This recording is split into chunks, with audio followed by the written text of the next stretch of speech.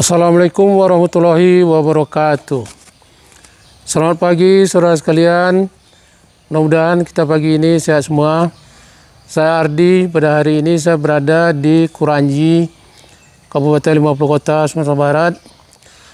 Yaitu di belakang rumah saya, di kebun aren atau enau yang kita tanam beberapa tahun yang lalu. Ini ada sekitar rumah ini kita tanam dengan aren atau enau.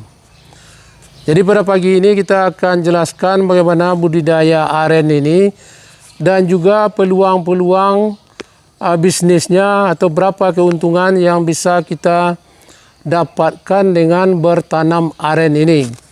Aren ini nama latinnya adalah Arenga pinnata, ya, dan merupakan salah satu famili palm dan tersebar di seluruh negara Asia Tenggara ini sampai juga ke Pasifik.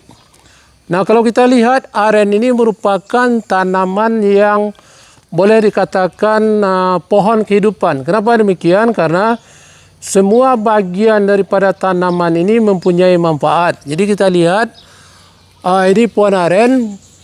Kalau kita lihat dari pucuknya itu, daun yang masih muda itu kalau dulu bisa digunakan untuk pembalut atau pembungkus rokok, ya. Itu pucuknya. Terus kemudian buahnya yang betina ini yang ada kira-kira satu pohon itu 6 sampai 12 tandan.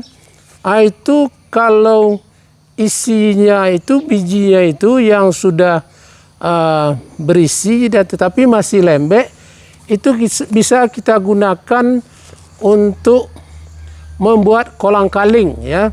Jadi buah yang masih hijau itu kita bakar atau kita rebus, nanti kita buat kolang-kaling atau juga untuk fruit cocktail, bisa juga dikalengkan. Dan biasanya bulan puasa ini banyak dijual di pasar-pasar. Nah, kemudian kita lihat lidinya. Lidinya itu bisa kita gunakan untuk membuat sapu dan lain sebagainya. Nah, yang berikutnya adalah lidi ijuknya. Ijuk ini bisa kita panen pada umur 3 tahun, dia sudah bisa diambil ijuknya. Untuk apa ijuk ini? Kalau di Sumatera Barat ini rumah adat Minangkabau itu dulu atapnya ijuk, ya. Terus kemudian ijuk ini bisa juga kita gunakan untuk membuat sapu, membuat keset, bisa membuat tali, malah juga diekspor ke luar negeri untuk jok mobil dan sebagainya. Nah, kemudian pohon aren ini yang batangnya itu tidak, atau yang pohon yang air niranya tidak banyak, itu bisa kita tebang, kita ambil sagunya, tepung sagunya.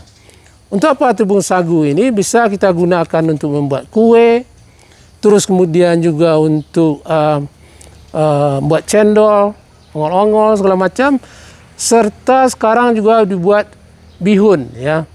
Ada bihun dari sagu. Terus kemudian batangnya itu bisa dibuat untuk pagar rumah atau jembatan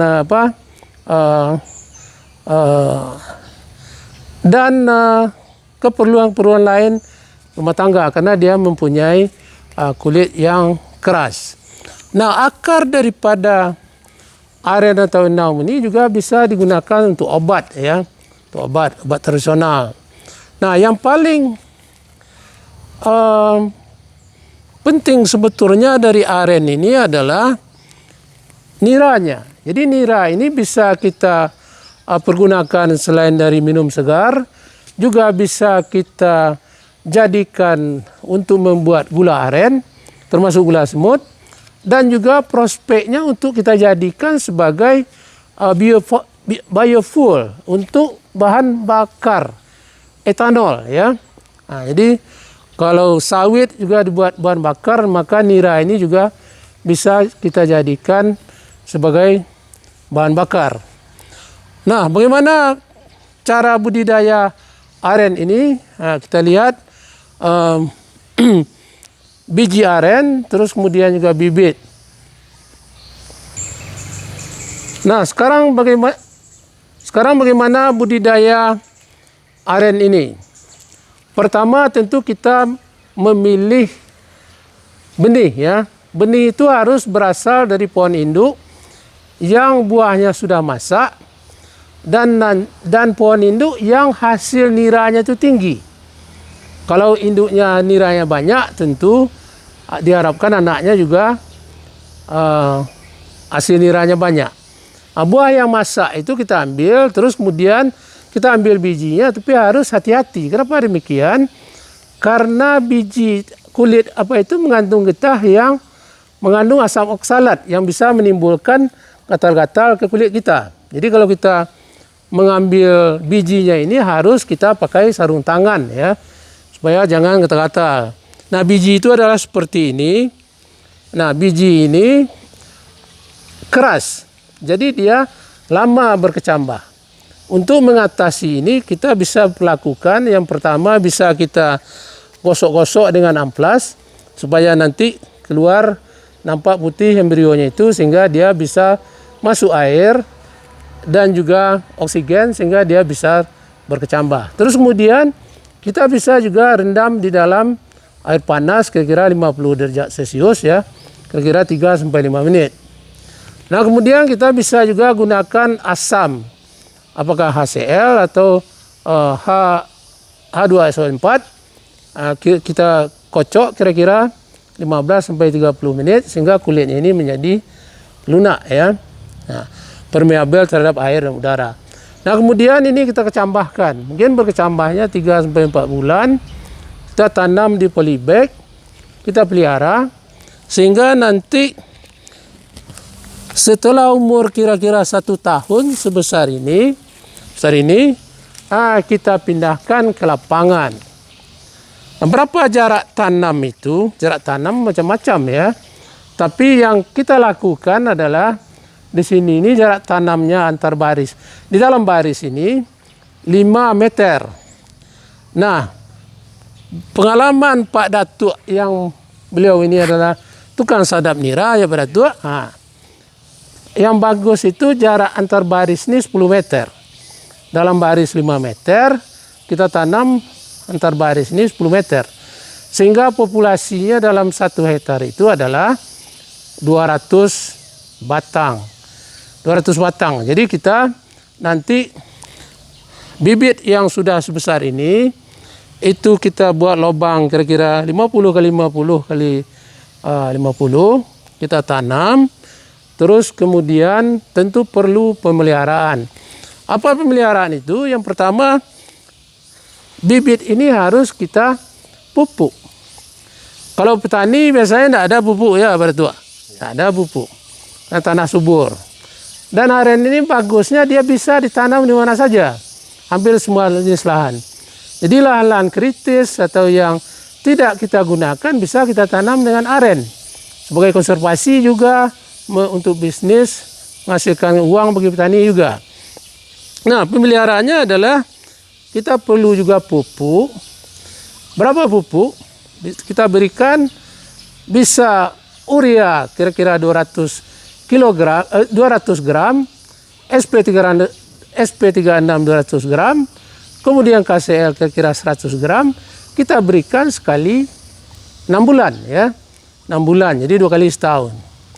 Nah, kemudian apa yang harus kita lakukan? Tentu kita juga harus melakukan penyiangan gulma. Nah, gulma harus disiangi. Kenapa demikian? Setiap tanaman tentu akan ada gulmanya. Jadi bagaimana penyiangan gulma itu? Sebetulnya aren ini dia tidak tanaman yang manja ya. Malahan di pembibitan itu sebetulnya yang ada gulmanya itu lebih bagus pertumbuhannya. Dari penelitian kami gitu. Nah, kenapa? Karena iklim mikronya dia dengan ada gulma kan sejuk kan? Nah, pertumbuhannya bagus. Tapi kita perlu juga siangi gulma ini. Mungkin sekali 3 bulan cukup. Bisa kita babat, pakai sabit, pakai parang, ataupun pakai cangkul ya. Nah, ini kita lakukan sekali 3 bulan. Nah, kalau aren kita bagus pertumbuhannya seperti yang kita punya ini, pada umur 4 tahun dia sudah keluar bunga betinanya. Jadi kalau kita lihat bunga betina itu mulai dari pucuk di sana itu di atas, beransur-ansur ke bawah, satu batang itu menghasilkan kira-kira 6 sampai 12 tandan bunga betina. Nah, bunga betina inilah sebagian nanti yang akan kita panen untuk membuat kolang-kaling itu. Jadi tidak semua pula kita panen, nanti kita tinggalkan sebagian ya. Kita ambil sebagian kita manfaatkan untuk kolang-kaling. Nah, kemudian setelah bunga betina ini cukup ya 6 sampai 12, barulah keluar bunga jantan. Nah, bunga jantan inilah yang nanti kita sadap untuk mengambil niranya. Nah, bagaimana menyadap bunga jantan ini? Sekarang kita lihat langkah-langkah yang kita lakukan bersama Pak Datuk. Ya, silakan Pak Datuk untuk kita ke pohon ini.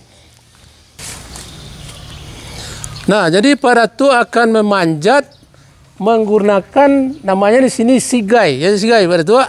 Yang terbuat dari bambu. Bambu yang kuat tentunya.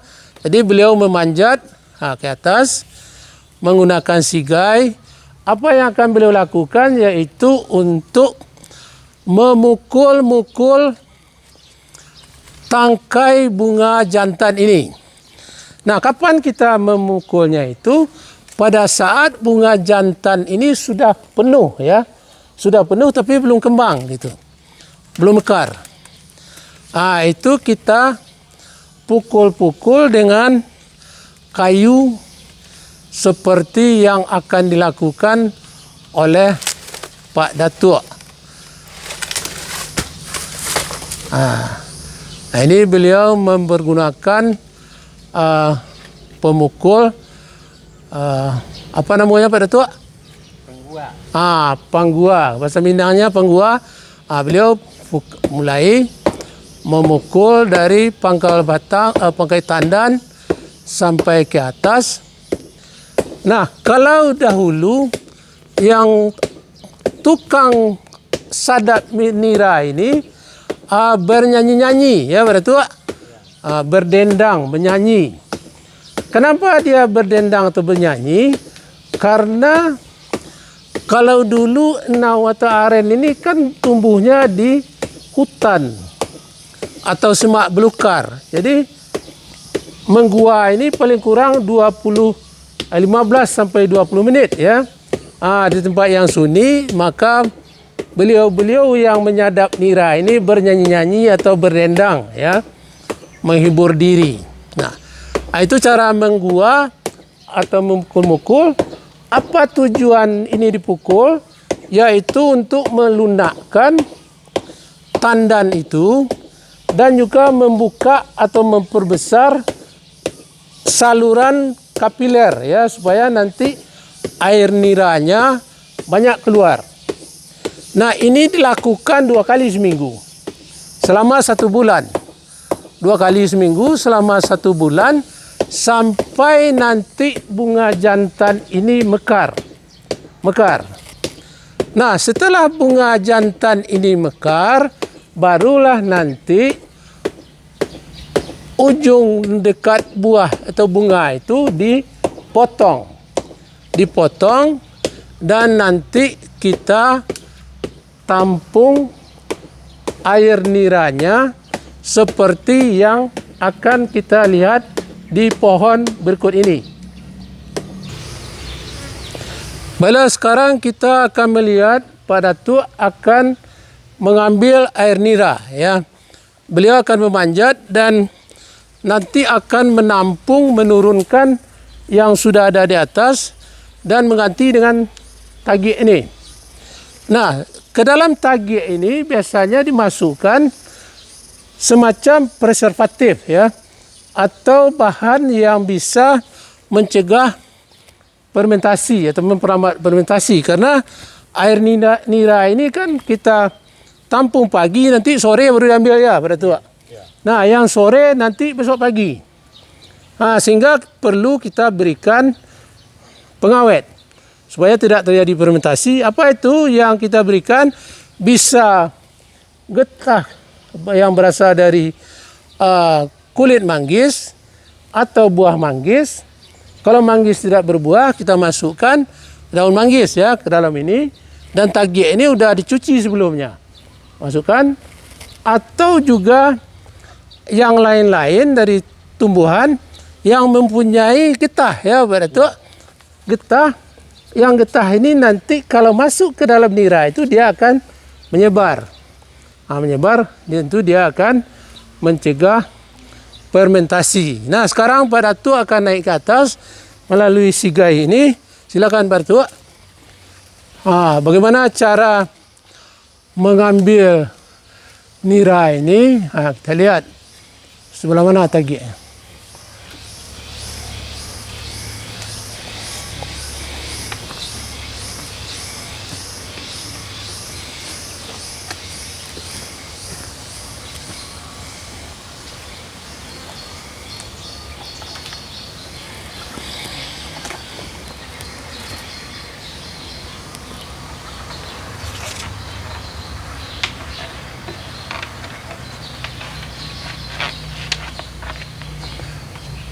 Ini tagie yang baru, dan beliau akan turunkan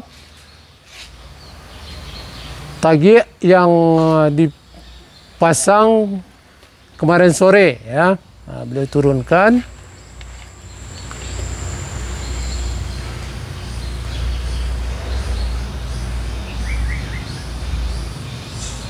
Nah, kalau air nira itu banyak, misalnya tagie ini dipasang 2. Berapa air nira itu? Ada yang 2 liter, 5 liter, malahan ada yang sampai 1 batang itu lebih daripada 60 liter ya, tapi jarang. Rata-ratanya 10 liter satu hari satu malam. Nah, ini adalah pangkal dari tangkai bunga jantan yang diambil niranya itu. Ini udah pendek. Beliau akan sayat permukaan yang di mana keluar nira itu, mempergunakan pisau atau parang seperti ini, dipukul.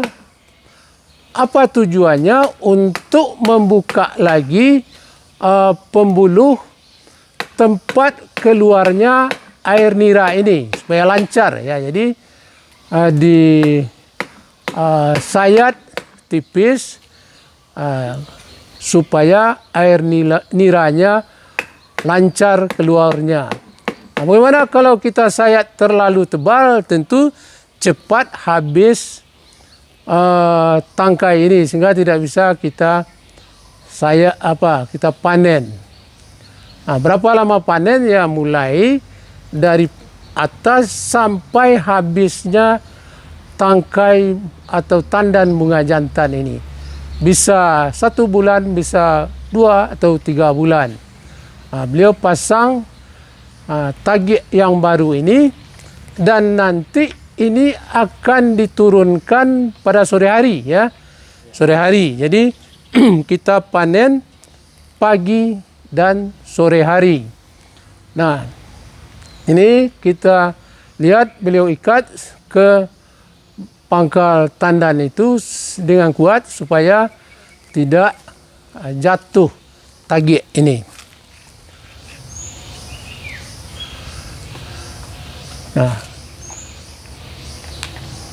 demikian prosesnya. Tentu beliau turun hati-hati karena sigai ini terbuat dari bambu yang relatif kecil ya, tetapi bambu ini sangat kuat. Beliau turun, dan kita akan pindah ke sana nanti kita akan mencicipi air nira ini sambil juga melihat beberapa hasil dari yang bisa kita panen dari endau atau aren ini. Ayo. Baiklah, kita akan mencicipi air nira ya dari endau kita sendiri. Dah ada tu. Lah tu. Ini air niranya. Supaya apa? Tentu bagusnya kita saring ya. Air nira dari endau ini rasanya sangat menyegarkan. Sangat menyegarkan. Terima kasih Pak Datuk atas niranya. Sekarang kita lihat, ya kita cicipi. Bismillahirrahmanirrahim. Luar biasa, manis ya Pak Datuk.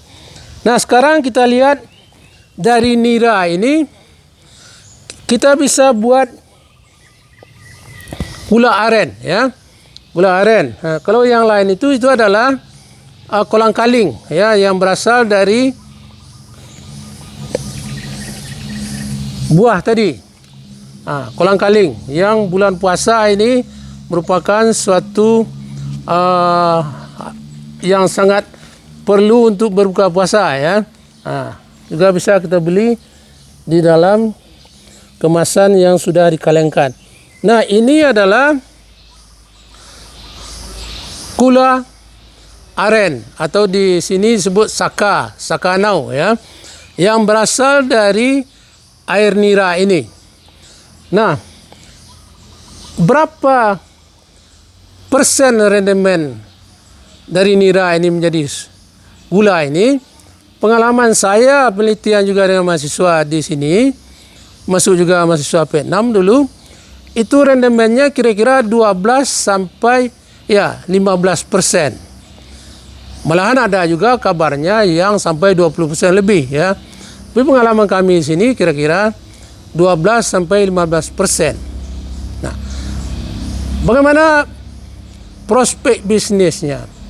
Kalau kita mempunyai aren 1 hektar saja atau endau 1 hektar yang jarak tanamnya 5 kali 10 meter, artinya kita mempunyai 200 batang 1 hektar. Nah, setiap batang itu menghasilkan 10 liter nira ini satu hari. Nah, dari 200 ini taruhlah yang menghasilkan itu bisa kita sadap 100 batang saja. Yang 100 mungkin tidak disadap ya, belum keluar banyak. Atau sebagian mungkin niranya sedikit. Nah, itu bisa kita tebang, kita ambil sagunya untuk tepung sagu yang bisa kita buat kue, bisa juga kita buat bihun, cendol dan sebagainya. Nah, kalau nira ini menjadi saka atau gula aren ini tadi rendemennya 12% saja, kemudian 1 hektar itu 100 batang saja yang bisa kita panen sekaligus, masing-masing itu menghasilkan 10 liter, berarti dalam 1 hari kita bisa panen 1000 liter. 1000 liter ini kita masak bisa menghasilkan 120 kilogram gula aren. Nah, di sini harga 1 kilogram itu sekarang adalah 20.000 rupiah. Artinya 1 hari ini 1 hari itu kita bisa menghasilkan 120 kilogram kali 20.000 sama dengan 2,4 juta rupiah. Berapa 1 bulan? Tentu 30 kali 2,4 juta rupiah sama dengan 72 juta rupiah. Nah, sekarang kita keluarkan biaya-biaya untuk sadap, bagiannya kan untuk beli kayu bakar untuk masaknya. Taruhlah 50%. 50%. Kita masih dapat untung kira-kira 36 juta rupiah 1 bulan. Belum lagi kalau kita juga panen kolang-kalingnya, tambah ijunya. Yang tidak produktif kita ambil tepung sagunya. Jadi luar biasa. Nah, luar biasa. Nah, mudah-mudahan keterangan ini bisa menggugah kita untuk memanfaatkan lahan-lahan kita yang masih kosong, termasuk juga lahan kritis yang ada di perbukitan itu, kita tanam dengan aren. Dia pemeliharaannya sangat mudah, tidak perlu penyiangan gulma yang intensif. Yang penting hanya disiangi sedikit, ya. Gulmanya tidak masalah.